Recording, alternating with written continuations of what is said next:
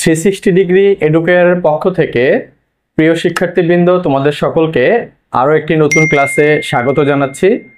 আশা করি তোমরা সবাই আমাদের সাথেই আছো। নিত্য নতুন ক্লাস পাওয়ার জন্য আমাদের এই চ্যানেলটিকে সাবস্ক্রাইব করে রাখতে পারো। তো চলো শিক্ষার্থীবৃন্দ, আমরা আজকের ক্লাসটিতে সরাসরি প্রবেশ করি।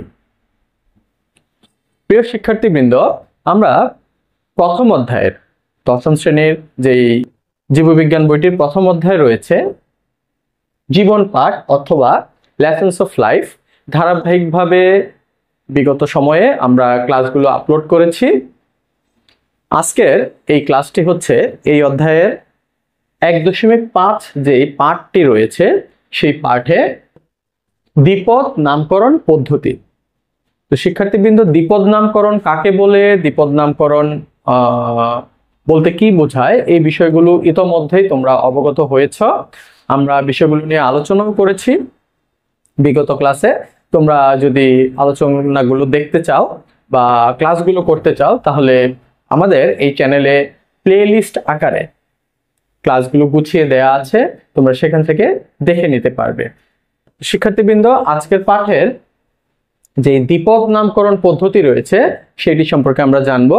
আশা করি তোমরা সঙ্গেই থাকবে সমগ্র ক্লাসটিতে। শিক্ষার্থীবৃন্দ, লক্ষ্য করো, সমগ্র জীবজগতের প্রতিটি জীবকে ICBN এবং ICZN এর নির্দিষ্ট নিয়ম নীতি অনুযায়ী দুটি পদ তথা গণ অংশ এবং প্রজাতি অংশ। লক্ষ্য করো, দ্বিপদ নামকরণের জন্য দুটি পদ থাকবে, একটি হচ্ছে গণ অংশ, অপরটি হচ্ছে প্রজাতি অংশ। এই ক্ষেত্রে গণ এবং প্রজাতি অংশের যেই নামকরণগুলো হবে তা আবার নির্ধারিত হবে নিয়মাবলীগুলো ICBN এবং ICZN, যা আমরা গত একটি ক্লাসে আলোচনা করেছিলাম। International code of botanical nomenclature এবং international code of zoological nomenclature এর নীতিমালা অনুযায়ী যেই একটি জীবের গণ প্রজাতি অংশ নিয়ে যেই নামকরণটি করা হয় তাকেই বলা হচ্ছে দ্বিপদ নামকরণ। এই নামটি দ্বিপদ নামকরণ, ইংরেজিতে যাকে বলা হচ্ছে বাইনোমিয়াল নোমেনক্লেচার। এটি আসলে জীবের বৈজ্ঞানিক নাম হিসেবে পরিচিত। এই নামটি জীবের বৈজ্ঞানিক নাম এবং এই নাম দ্বারাই সমগ্র বিশ্বে একটি জীব সাধারণত পরিচিত হবে। তো শিক্ষার্থীবৃন্দ, ধরো আমি যদি আমের কথা বলি, আমকে ইংরেজিতে ম্যাঙ্গো বলা হচ্ছে, আবার আরবি ভাষা অথবা অন্য নামে ডাকা হচ্ছে, বাংলা আমরা একে আম বলছি। তো বিভিন্ন ভাষায় এই আম ফলটির বা আম যে উদ্ভিদটি রয়েছে, এই জীবটি রয়েছে, তাকে বিভিন্ন নামে অভিহিত করা হচ্ছে। কিন্তু কোনো একটি নির্ধারিত বা নির্দিষ্ট নামে যদি তাকে ডাকতে হয় বিজ্ঞান মহলের মধ্যে, তাহলে তার একটি নির্ধারিত বা একক ইউনিক একটি নাম থাকতে হবে। তো সেই চিন্তা ভাবনা থেকেই সমগ্র জীবজগতে যেন একটি জীবকে একটি নাম দ্বারা বিজ্ঞানী মহলে পরিচিত করা যায়, সেখান থেকে আসলে বৈজ্ঞানিক নামকরণের চিন্তা ভাবনা এসেছে। তো 1753 সালে ক্যারোলাস লিনিয়াস যেই একটি বই প্রকাশ করেন, তার নাম হচ্ছে পিসিস প্ল্যান্টারাম।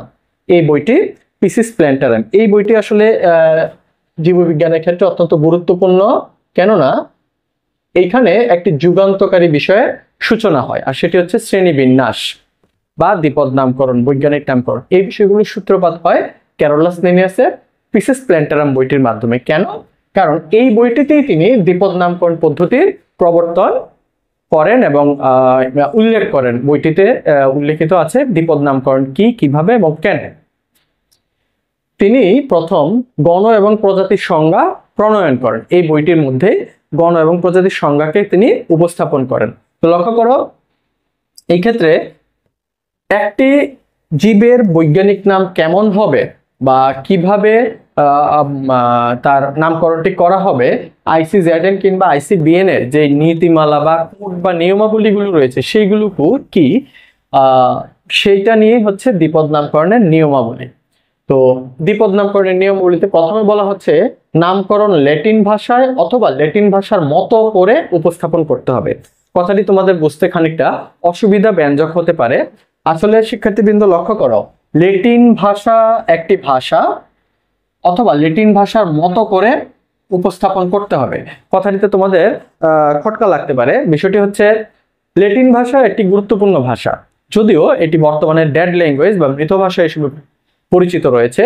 এই ভাষাটি প্রাচীন সভ্যতার বা ল্যাটিন সভ্যতার একটি ভাষা। এই ভাষাটিকে এখন কোনো জাতিগোষ্ঠী সাধারণত ব্যবহার করে না। এই কারণে এই ভাষাটির যে ধারাবাহিকভাবে পরিবর্তনের বিষয়টি ছিল সেটি আর এখন নেই। তো সেই কারণে এই ভাষাটিকে সকল বিজ্ঞানী নিজেদের মতো করে একটি নিরপেক্ষ ভাষা হিসেবে গ্রহণ করে নেয়। নিরপেক্ষ ভাষা, এতে করে কারোর মধ্যে মেরুকরণের সৃষ্টি হয় না, সবাই এটাকে সহজেই গ্রহণ করেন।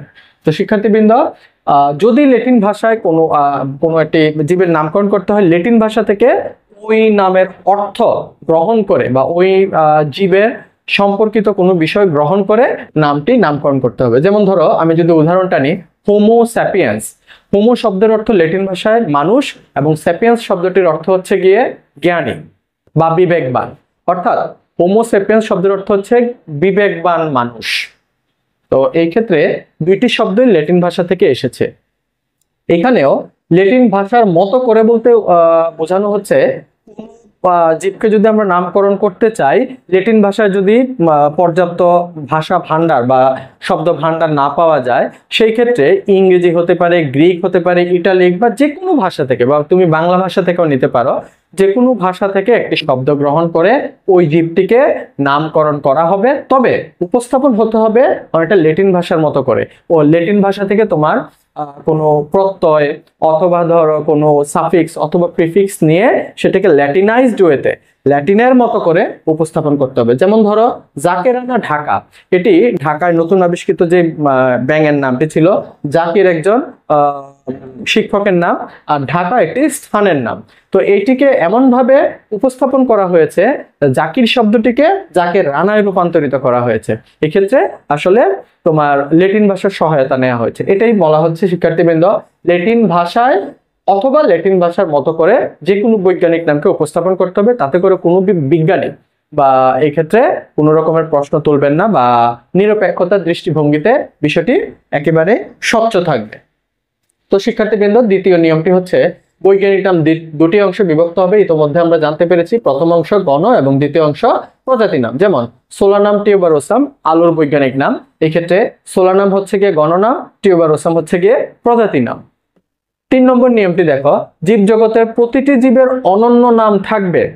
একই নাম দুটি পৃথক জীবের ক্ষেত্রে ব্যবহারের অনুমতি নেই। শিক্ষার্থীবৃন্দ লক্ষ্য করো, এক্ষেত্রে একটি জীবের একটি বৈজ্ঞানিক নাম থাকবে। একটি জীবের ক্ষেত্রে একটি বৈজ্ঞানিক নাম থাকবে। একাধিক জীবের ক্ষেত্রে একই বৈজ্ঞানিক নাম হতে পারে না। যেমন ধরো, আমরা যদি এখন চিন্তা করি যে মেঙ্গিফেরা ইন্ডিকা অথবা প্যান্থেরা টাইগ্রিস, এইটিকে আমি একাধিক বাঘের ক্ষেত্রে নামকরণ করব, সেটি করা সম্ভবপর হবে না।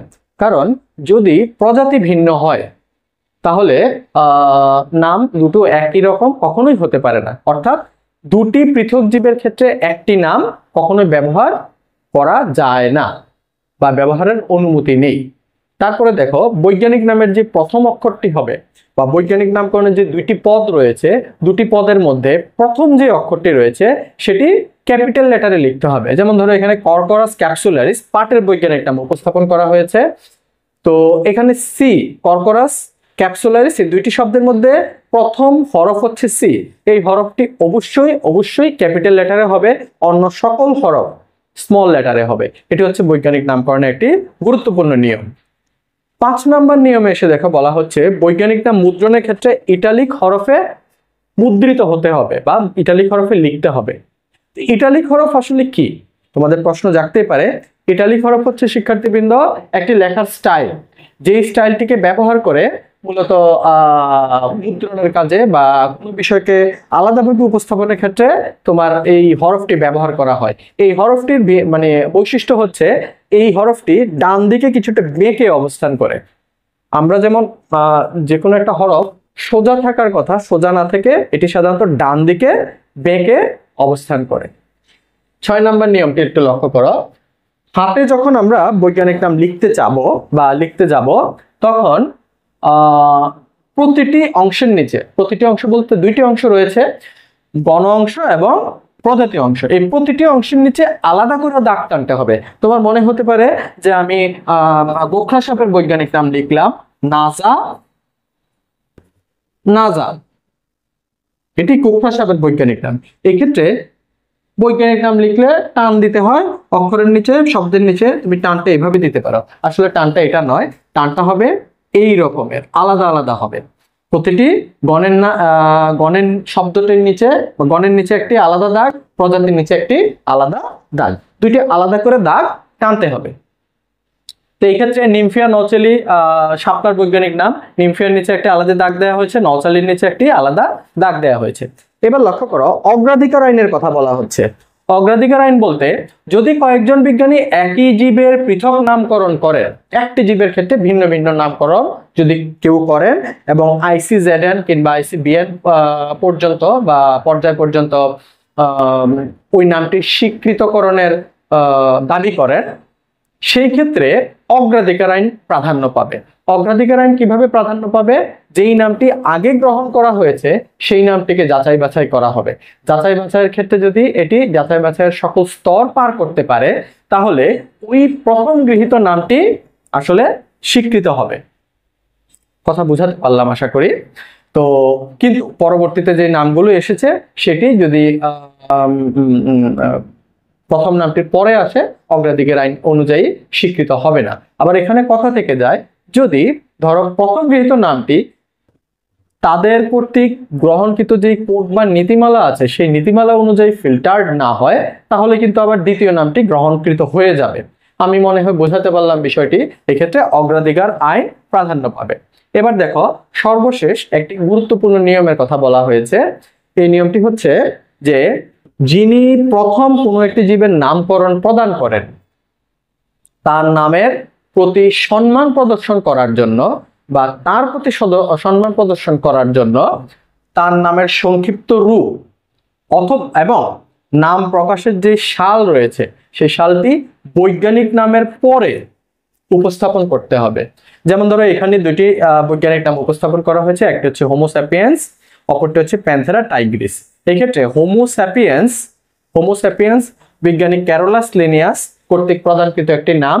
এক্ষেত্রে লিনিয়াসের নামের আদ্যক্ষর সংক্ষিপ্ত রূপে একটি ডট আকারে উপস্থাপন করা হয়েছে, কমা দিয়ে যেই সালটি, নামটি তিনি যেই সালে উপস্থাপন করেছেন সেই সালটি প্রদান করা হয়েছে।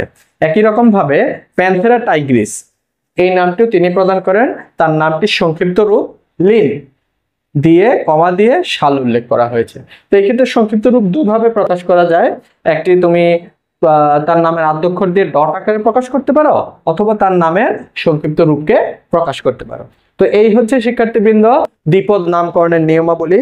আশা করি বুঝতে পারলাম যে দ্বিপদ নামকরণের নিয়মাবলী কি কি। প্রতিটি নামের দুটি করে পদ থাকবে। প্রথম পদটি হচ্ছে গিয়ে গণ অংশ, দ্বিতীয় পদটি হচ্ছে গিয়ে প্রজাতি অংশ। প্রথম পদের প্রথম অক্ষরটি ক্যাপিটাল লেটারে হবে, এছাড়া বাকি সকল অক্ষর স্মল লেটারে হবে। প্রত্যেকটি জীবের একটা ইউনিক নাম থাকবে। এই নাম ছাড়া এই নাম অন্য কোনো জীবের ক্ষেত্রে প্রযোজ্য হবে না। তারপরে প্রতিটি অংশের নিচে আলাদা করে দাগ টানতে হবে। আলাদা করে দাগ টানা ছাড়াও আমাদেরকে প্রত্যেকটি নাম অগ্রাধিকার আইন প্রয়োগ করা হবে যদি কোনো নাম গ্রহণ করতে হয়। একটি জীবের যদি একাধিক নাম ICZN বা ICBN এর প্রতি আবেদন পড়ে, সেই ক্ষেত্রে একটি নামকে গ্রহণ করতে হবে অগ্রাধিকার আইন অনুযায়ী। সর্বশেষ এই নিয়মটি হচ্ছে গিয়ে তোমার কোনো যিনি একটি নাম প্রদান করেছেন তার নাম এর আদ্যক্ষর অথবা সংক্ষিপ্ত রূপ এবং সাল প্রদান করতে হবে। তো এখানে একটু কথা থাকে শিক্ষার্থীবৃন্দ, এই নিয়মটি সাধারণত আমরা দৈনন্দিন জীবনে খুব একটা ব্যবহার করি না।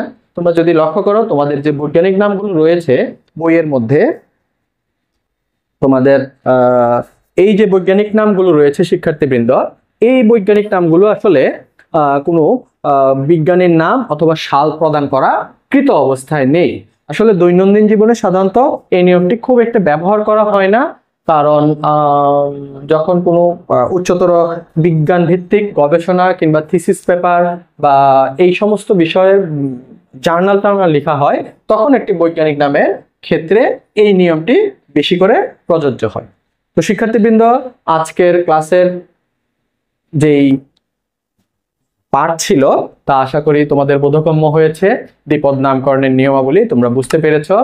এই নিয়মগুলো অনুসরণ করে আমরা দ্বিপদ নামকরণ করে থাকি।